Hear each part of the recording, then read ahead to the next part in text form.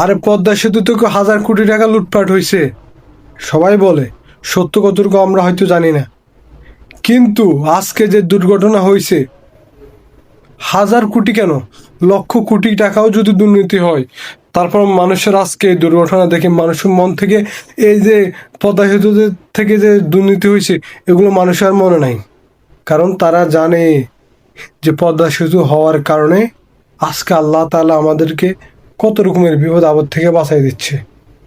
আর পদ্মা সেতু হওয়ার আগেই তো দেশে সেই অঞ্চলগুলোতে কত কষ্ট ছিল। আর লক্ষ কোটি টাকা তো সবাই তো চোর, 5 লক্ষ টাকার কাজ দিলে 4 লক্ষ টাকা মেরে দেয়। আর যদি দেশের কল্যাণে কিছু টাকা যদি চুরি খেয়েও ফেলে, তবু আমরা দেশের কল্যাণটা চাই, দেশের মানুষের কল্যাণ চাই। পদ্মা সেতুর মতো এই ধরনের সেতু আরো অনেক দরকার।